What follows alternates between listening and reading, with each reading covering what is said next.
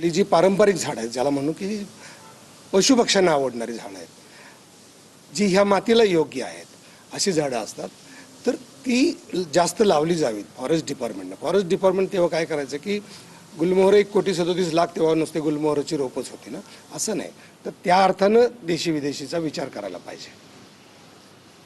तर तिथं ज्या प्रजाती आहेत, आता कसं आहे की 10 वर्ष झालेली झाडं, 10 वर्ष आतली झाडं तोडायची आणि दुसरी त्याच्या बदल्यात 10 झाडं लावायची, ही कल्पनाच चुकीची आहे.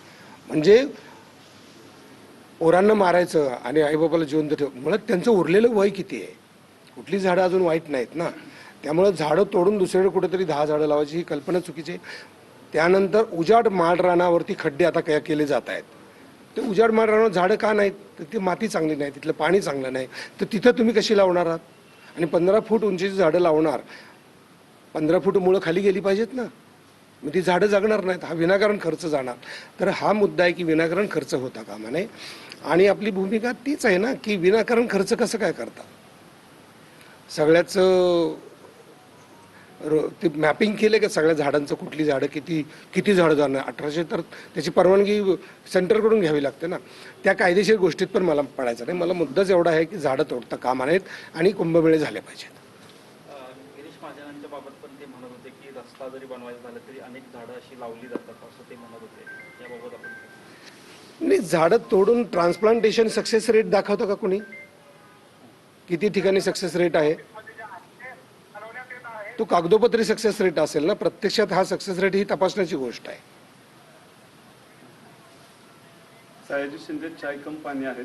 साधू संतांचा अपमान सहन करणार नाही, वृक्षतोड झालीच नाही, तुम्ही समाजाला आक्रमक करताय असं गुणवाक्यांनी तुम्हाला मीडियाला सतत आहे ना, हा काय म्हटला तो काय म्हटला, मग आम्ही त्याच्यावर जाणार, आम्ही ह्याच्यावर जाणार आणि चॅनल चालले पाहिजेत का, ह्यासाठी असले प्रश्न असतात का? आपला मुद्दा काय? झाडं वाचली पाहिजेत. आपला मुद्दा काय? झाडं जास्त लागली पाहिजेत. हा कोण म्हणला तो काय म्हणला ह्याच्याशी काय घेणं ते नाही. माझा मुद्दा झाडाशी आहे आणि झाड हे आधी महत्वाचं आहे, त्यानंतर माणूस महत्वाचा आहे. तुमच्या भूमिकेचं अनेक नाशिककरांनी किंवा त्या भागातील लोकांनी समर्थन केलेलं आहे. एकूणच यासाठी एक मोहीम सुद्धा तुम्ही उघडली आहे. मग कसं वाटतं की आता ही लोकांनी अजून या गोष्टीकडे कशा पद्धतीने यावं, किंवा तुम्ही तुमचा विरोध हा कायम असाच राहणार आहे का? कायम झाडं तुटू नये म्हणून ज्यांनी ज्यांनी भूमिका घेतली आहे, महाराष्ट्रातल्या कवींनी घेतली आहे, पेंटर्सनी घेतली आहे, स्कल्पचरिस्टनी घेतलेली आहे, लेखकांनी घेतलेली आहे आणि सर्वसामान्य माणसांनी घेतली. ही भूमिका अतिशय चांगली आहे. महाराष्ट्र जागृत झाला पाहिजे. कुठेही झाड तुटलं असलं तर त्यांनी जोमानं विरोध करायला पाहिजे, कारण झाड आपले आईबाप आहेत.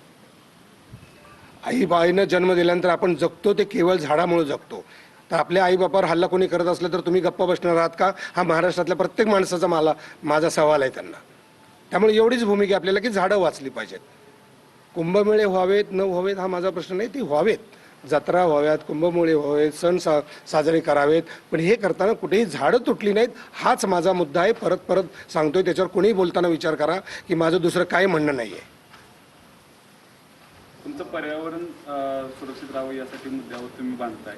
मात्र जे राजकीय नेते असतील किंवा सामाजिक कार्यकर्ते असतील ते तुमच्यावर टीका टिप्पणी करतात. यावर कसं? नाही, टीका टिप्पणी करत आहेत, मला त्याच्याबद्दल नाही. माझी भूमिका समजून घ्या. शासनाला नम्र विनंती आहे, विनाकारण खर्च करू नका आणि तुम्ही दिशाभूल करू नका. तुम्ही झाडं 10 लावणार आहोत वगैरे काय सांगू नका. असलं कधी झालेलं नाही. 33 कोटीचा हिशोब कधी आपल्याला मिळालेला नाही.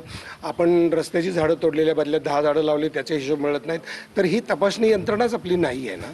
तेव्हा असं करताना ॲटलिस्ट ह्याच्या पुढची तरी झाडं तोडू नका. झालं तेवढं झालं, ह्याच्या पुढे झाडं तुटता कामा नयेत आणि जी झाडं लावत आहेत ती टिकली पाहिजेत ना. आणि आता खड्डे केलेले दाखवत आहेत, 15,000 खड्डे. ते खड्डे 4 फुटावर केलेत, हे किती चुकीचं आहे. त्याच्यावर हैदराबादनं झाडं आणलेत, हे किती चुकीचं आहे. आपल्या देशात, आपल्या महाराष्ट्रात झाडं तयार का होत नाहीत? मोठी झाडं तयार का होत नाहीत? पारंपरिक झाडं तयार जास्त का होत नाहीत? असे मुद्दे आहेत ना, ते झाले पाहिजेत ना चांगले.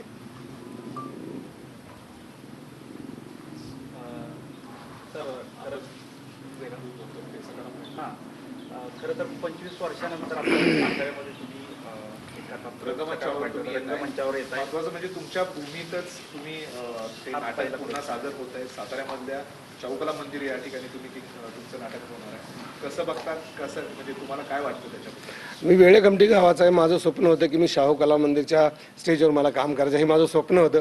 त्यानंतर बालगंधर्वला काम करावं हे माझं स्वप्न होतं. ही सगळी स्वप्न साकार झाली. अगदी जगभरातल्या रंगभूमीवरती मी जाऊन आलो, जगभरात चित्रपट करून आलो आणि परत मला तर नाटक करण्याची ताकद आहे का असं मला स्वतःला प्रश्न पडायचा.